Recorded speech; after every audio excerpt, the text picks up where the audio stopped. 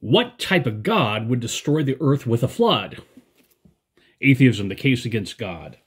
This is Kendall Bryan Hunter, author of the book Consider My Servant Job, and 1, 2, 3. This is Get to the Point, Old Testament, and we're covering Genesis 9, or Genesis 6 through 11, and Moses 8 today. So let's just break this down by the name of the patriarch. So first one is Methuselah, and his name means man, devotee of spear or missile, kind of like in Beowulf, how they have the Skildlings, the shield people. I'm sorry, that had nothing to do with what we're talking about, but Beowulf's a fun book to read too. So Methuselah, he's important because he saw Noah's day, but the thing is he took glory to himself. He got a little bit proud because he's going to be the father of Noah, or the ancestor of Noah, who had saved the people during the flood. So taking glory to yourself is wrong. The other thing too is that Methuselah, aside from being the longest lived person in the Bible, by the way, do you know who the longest lived woman is in the Bible? No one knows, because women lie about their age. So Methuselah was the longest lived person, and he ordained Noah at the age of 10, as it's recorded in the Book of Doctrine and Covenants in section 107. And it's interesting is that why he was ordained at such a young age. President John Taylor taught this. He said, now, with regard to Noah in his day, God made arrangements beforehand and told Methuselah that when the people should be destroyed, that a remnant of his seed should occupy the earth and stand foremost upon it. And Methuselah was so anxious to have it done that he ordained Noah to the priesthood when he was 10 years of age. Noah then in his day stood as representative of God, and after him Abraham was selected to take the lead in relation to these matters pertaining to man's salvation. So, he continues. Some people suppose that Abraham was an old fogey who knew but little, a kind old dumpy old shepherd, but we are informed that he was a man that followed after righteousness, and that he sought to obtain more righteousness, and that he knew a lot about astronomy, as recorded in the book of Abraham. So that's a little bit longer quote, but because we're getting a little bit ahead of ourselves. So Noah ordained when he was to the high priesthood when he was 10 years old, and then what you have is after Methuselah, the patriarch is Lamech, and he's a good person, but he's sort of a place filler. We don't know what his name means.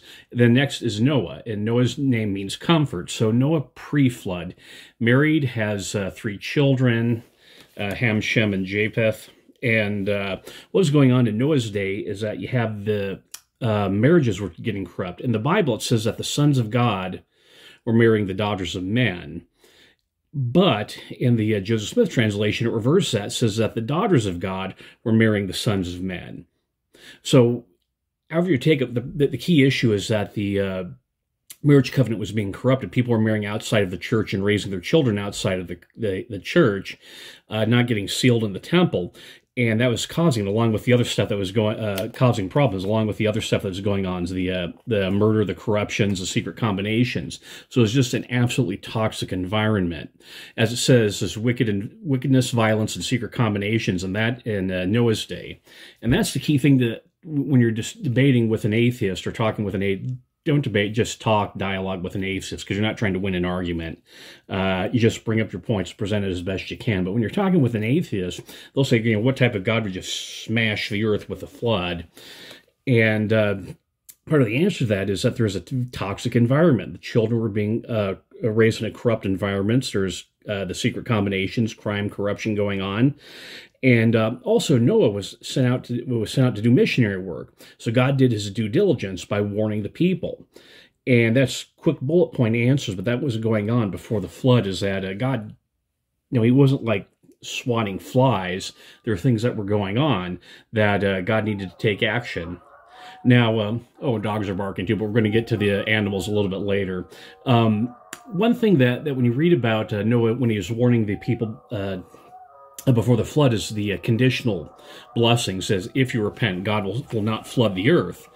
And this is a principle that Harold B. Lee talked about, is that what he called Iffy blessings. And the source of this is his BYU speech called Be Loyal to the Royal With You, that he was talking to a son of a patriarch who annotated blessings, and he just noticed that all the blessings were Iffy blessings.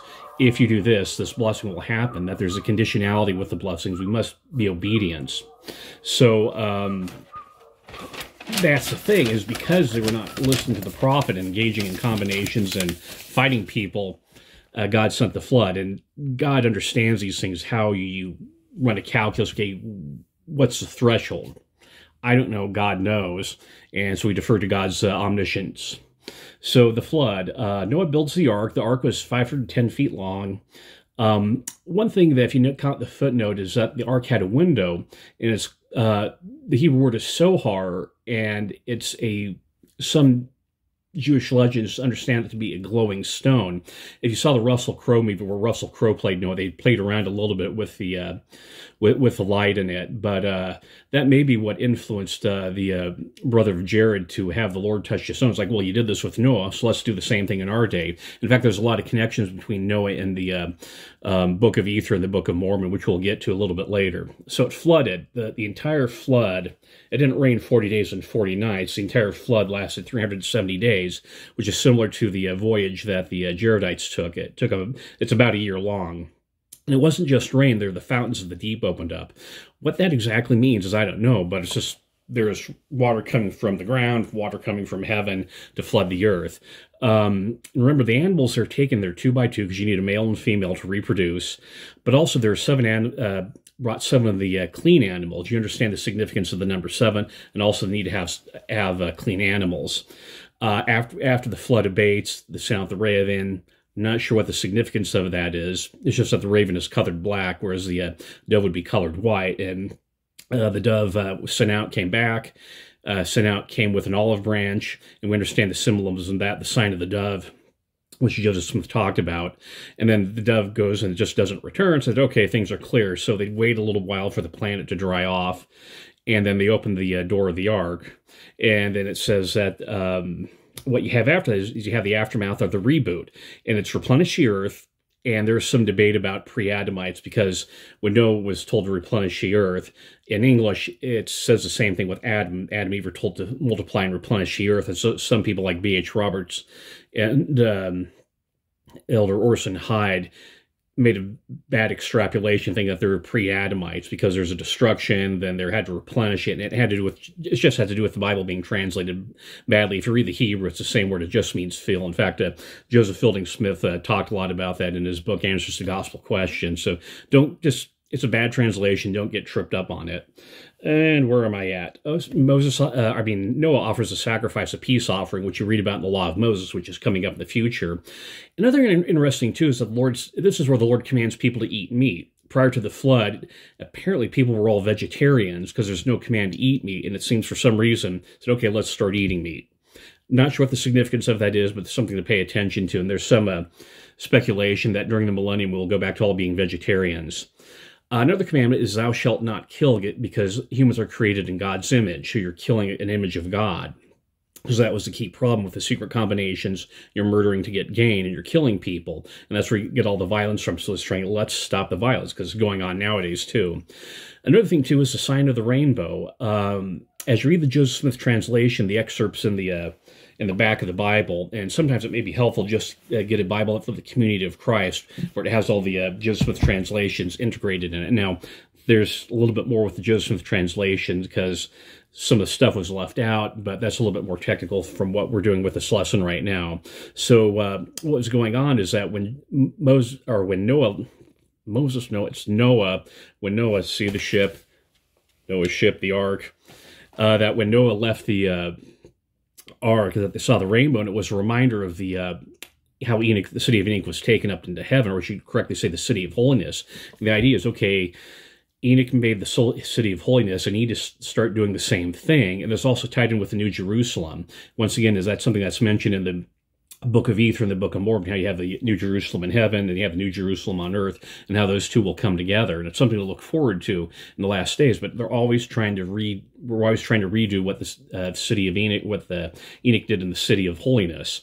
So, also Joseph Smith, the Joseph Smith Manual, chapter 21, talks about the sign of the rainbow in the last days, how that the sign of the rainbow will be removed, and that's one of the signs of the day when you don't see a rainbow. And you kind of see that now with the way the climate's drying up, especially here in Salt Lake, because that is things are getting drier and we're having drier winters. Dry climate would mean you wouldn't see a rainbow. What that exactly means, like with a prism or an artificial rainbow, I'm not exactly sure. We just don't have clarity on it, but it's just something to pay attention to. Okay, so Noah's drunkenness, and that's something we read about. We sometimes read the word of wisdom back into the Old Testament, and that just may not be a correct reading, is that, just different dispensations have different commandments and different rules. And that, yeah, Moses got drunk, and Joseph Smith affirms that. That's in Teachings of the Prophet Joseph Smith, page 193 and 194. There's also, this is also associated with the understanding of the curse upon Cain. I just encourage everyone to go back, read Official Declaration number 2, and then all the commentary associated with it in the Gospel Topics about the understanding of what exactly happened with that, because there's some stuff that the church disavows, so stick with the disavowal. After that comes the Tower of Babel. We're supposed to build the City of Holiness, but we end up building the Tower of Babel. So what was going on there is the earth was of one language, and you read Zephaniah chapter 3, verse 9, where it talks about a pure language being restored in the last days. And in the Joseph Smith paper, they have a sample of some of the pure language that Oliver Cowdery alluded to in Journal of Discourses. Another person that comes into play is Nimrod the hunter.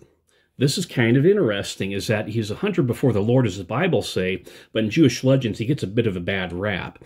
And one thing about him is that in the book of Jasher and also in Ginsburg's Legends of the Jew, there's this story that Nimrod inherited the skins that Adam and Eve wore, that they were handed from Adam and Eve, handed them off to Enoch, and they're handed to Noah. And then from Noah, somehow they're handed through Cain, is that Nimrod got the garments. So this is tied with Noah's drunkenness about the wearing the garments of skin, and that as he wore the garments of skin, it gave him great power. That's a Jewish legend. That's not a gospel topic, but it's kind of interesting to Latter-day Saints with our understanding of the temple. So the city of so the Tower of Babel. Remember, they're building a city, they're building a tower, and they wanted to get a name, and they also wanted to get to heaven. So those 4 points is what was driving the Tower of Babel. And that sort of reminds you of not only the City of Holiness, but also with King Benjamin, the tower, and giving people a name. Once again, we're going back how the Book of Mormon is just really tied in a lot with how they did things in the Bible. And the tower itself is that, once again, back with the Book of Jasher and Legends of the Jews, there's a story is that as they're building the Tower of Babel, the story was that if someone dropped a brick and the brick broke, the people would mourn. But if a person died, they just really wouldn't care about it. Or if a woman went into labor, if a woman was making bricks and went into labor, she was supposed to keep working on the bricks and just not worry about the baby and giving birth. Jewish legend, but it kind of illustrates the point about the callousness towards family and the callousness towards people.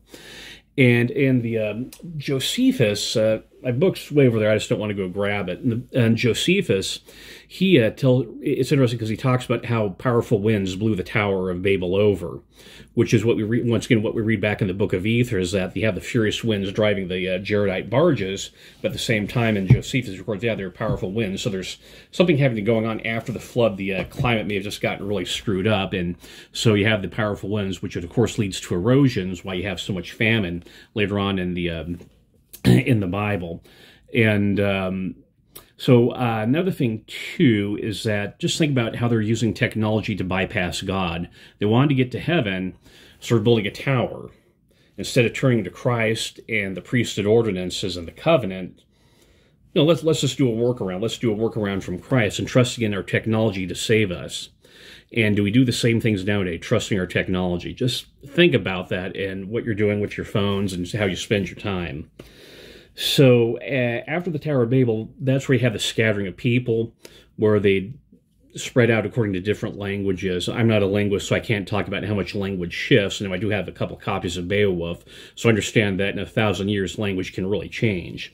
And so after Nimrod comes Abraham, and we understand Abraham's marriage and his family, and that's sort of where we stop. It was sort of where we kind of cut off right where it just starts to get exciting, but that will leave us for some good stuff in the next lesson. So the last point 8, the Christ quotient. What are we learning about Jesus Christ in this lesson? First of all, God did his due diligence before sending the flood. This is not a fit of anger, someone who is irked and he's swatting flies, or just coming home in a bad mood and kicking the dog in the face. God warned people, and the people were ignoring him, and they're being violent and entering into secret combinations to kill people to get gain and being greedy. the whole planet was corrupted, and the nature of the culture was just so toxic that it wouldn't provide a good environment for people. Another thing, too, is after the flood, there's a renewal of the covenant, which is another positive. It's like, okay, we talk about God of second chances. There's a book by that name. And here we are, God saying, okay, let's try this again, because we did it work with the city of Enoch, and let's try this process of building a city of righteousness where we can build up a covenant community. Because that's what Noah's charge was to imitate the city of holiness and build up a new community. And the last thing is we understand about the nature of Christ. And the question I began with, what type of God would flood the earth? Well, a God who's just. A God who just doesn't turn his head to when violence is going on, but also a loving God. You kind of understand that justice and mercy are two sides of the same coin. Mercy cannot rob justice, but mercy can overpower justice. And that's the point. Mercy can overpower justice in Christ. Thank you.